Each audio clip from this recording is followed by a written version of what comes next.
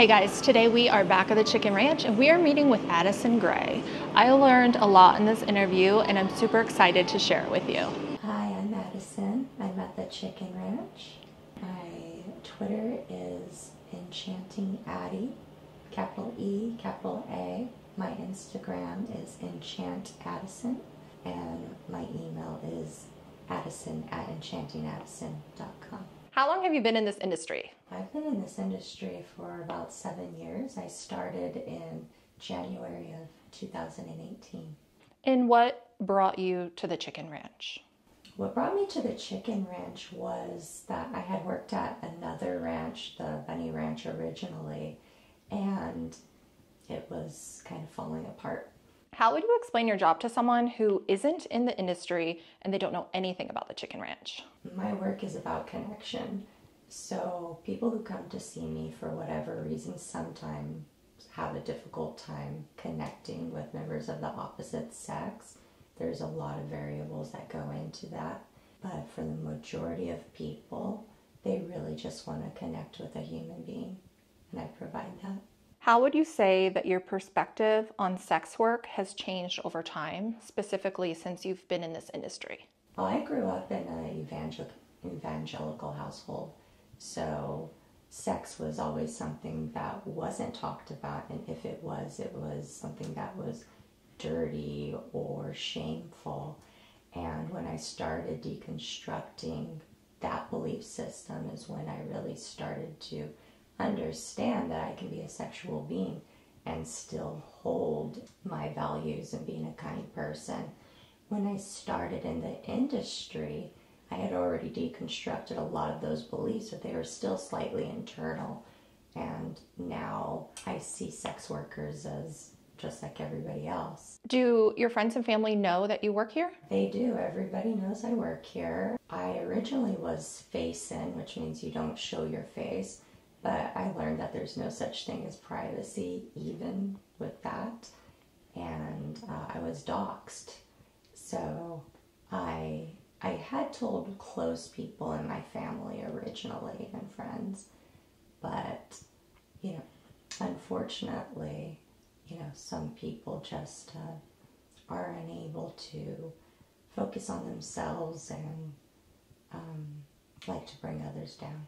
Do you think in this day and age it's possible to keep this completely a secret? No. I think like the internet and social media, I think that's changed it. Well, we have all of these spyware softwares. We can remove filters off of the face with the right software. Oh. Another thing is if somebody hires a private detective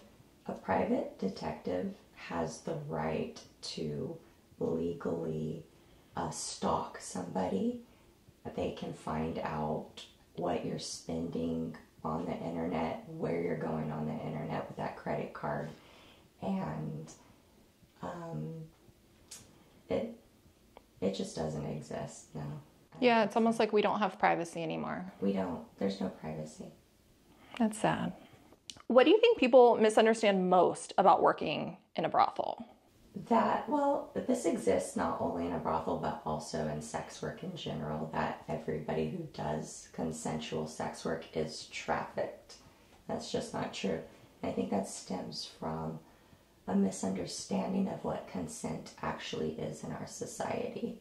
I agree. I think there is a lot of confusion around that based on comments I see on my videos. Yeah, most people don't understand it at all. What changes would you like to see in how society treats this industry? I would like to see all forms of sex work decriminalized. And also, I believe sex workers have earned the right to be a protected class member of society. We are discriminated against. We lose our bank accounts.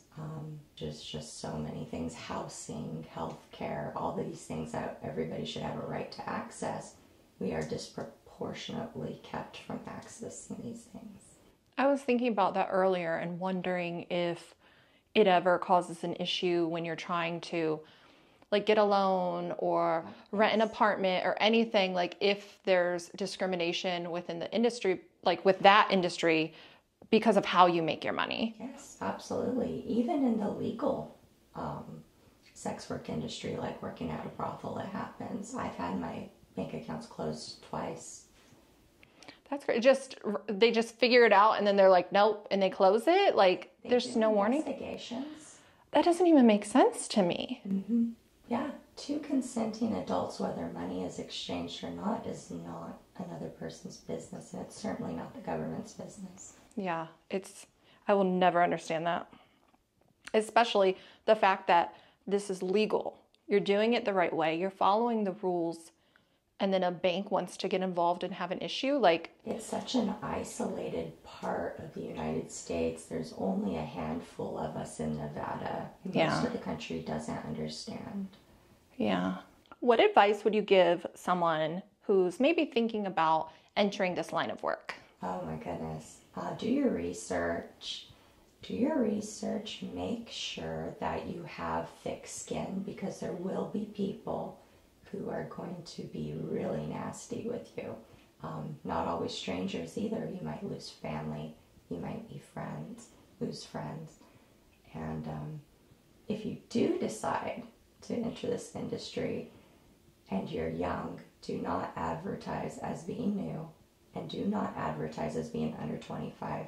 There's a lot of people that are looking for younger girls to take advantage of. Oh, wow. Mm-hmm. Yeah, I never realized that. I always thought being new was like, you know what I mean? Like, oh, I'm new. And then it's like an exciting thing, but... I mean, it could lead to a lot of clients really fast, but not all of those clients are going to be quality. Mm-hmm. And not all money is good money. That's a really good tip. Yeah. What would you say has been the most rewarding part of this job?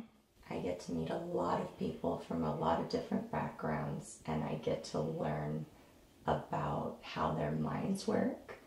I also have a lot of freedom, financially and otherwise. It's just a lot of people believe that if you're in sex work, you're being trafficked and you're being taken advantage of. But, you know, I nursed and I was bit and hit and kicked, and my employers took advantage of my time. I was treated poorly in the civic work that I did. Mm-hmm. Now that I'm a sex worker, I'm treated much better by my clients. That's crazy. It is. It's wild. Yeah. What's the most surprising request you've received from a client? I have a client who I've seen several times over the last few years. He always finds me no matter where I work, and he has a karate girl fetish. So it's a role play. So what he asked me to do is I dress up like I'm in gym clothes, and I'm in the park practicing my moves, and he comes up to me and he's being fresh. First I warn him, I'm a black belt. You can't talk to me that way. And then I kick his ass. And it's a lot of fun. We sign waivers because, you know, we don't want anybody to get hurt and then come back and sue. So waivers have to be signed for that kind of party. But it's just a lot of fun, particularly where he likes to be kicked and hit is in his growing area. Mm-hmm. And I have no problem with that. That's great. Yeah, it's so much fun. What would you say is your favorite client experience or the favorite kind of party? I have a few specialties. So the girlfriend experience overnight is obviously one that hits big, and there's a lot of time involved and a connection. But I also really enjoy working with couples, and one of my specialties is sensual domination, which is... it's a form of BDSM, but lighter, softer, less intimidating. It has elements of tease and denial, and worship, and role play, edging. It's just a lot of fun. That's cool. I could see you being popular with couples.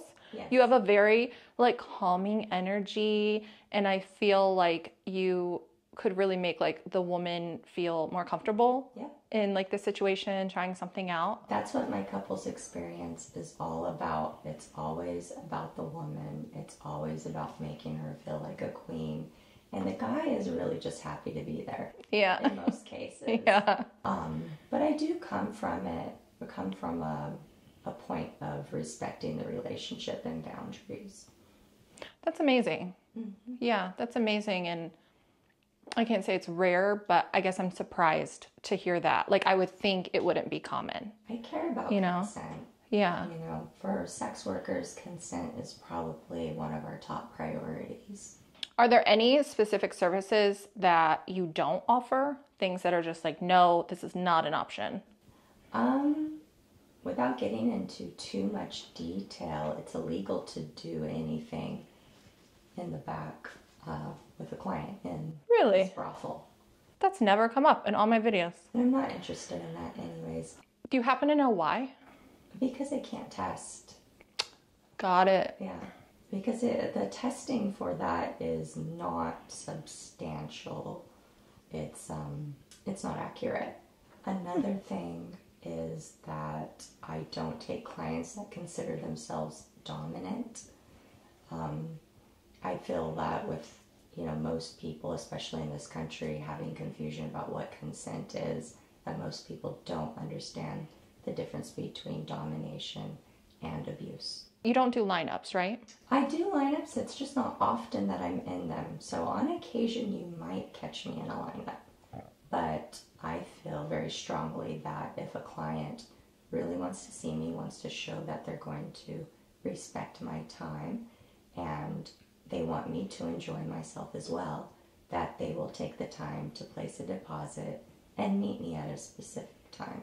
You're vetting them, like, before you even meet them. Absolutely. And lineups are a lot of fun for people who want that experience. I don't want to yuck somebody's yum. Now, a lot of times I'll have somebody come into the bar and want to talk to me, and they'll request me, and I'm very happy to take requests. And on occasion, there are mistakes in the office, and you might be told that I'm not available, but please reach out to me through email immediately, and if I am available, I will come out and talk to you. So I have a question from a subscriber, and they would like to know, what do you do in your downtime, and how much are you working versus having downtime? And I know it's a little different because if you're mainly having appointments, then you probably have less downtime than some of the other women here. Well, actually I live in Vegas, so when I have an appointment, generally I come in for an appointment and go home. I do tours on occasion, but for the most part, I come in and I go home after my appointment. I do have a lot of downtime, but a lot of that time is spent on things like social media, my website, emails, photo shoots, things of that nature. Is that a rare agreement to have with the Chicken Ranch, that you can just come out for appointments? Or is that just personal preference? Like, do a lot of the girls, they like to do tours, so they're here for weeks at a time? Well, a lot of girls don't live locally, so they don't have a choice. So they're flying in. They're flying in. If I didn't live locally, I would be doing only tours. I do like to come in for tours because I enjoy spending time with the ladies, and I do find it to be fun on occasion, but 2 weeks at a time is a lot. It's almost like you're a remote worker, because how you're like, I like to sometimes be here and spend time with the ladies. I feel like when you work from home and you don't get like the office environment, you know what I mean? That's kind of like your situation. Like, sometimes you want to come and see your coworkers. Absolutely. I love other sex workers. I love spending time with them, and I feel like I miss out when I'm not here. So I have started doing 1-week tours once in a while, and I'm enjoying it. That's cool. It's like a vacation. Yeah, kind of. I mean, at home I have family and friends. I have my cats and my hobbies and all of that. So being here would be hard for 2 weeks every month, which was what a lot of people do. Yeah. But a 1-week tour here and there is it's nice. Doable. It's nice. Yeah. Thank you so much for meeting with me and taking the time to talk to me. It was so nice to meet you. Of course. Thank you so much. I hope you guys had fun hanging out. If you're new here, please don't forget to like and subscribe, and I will see you guys next time. Bye, guys.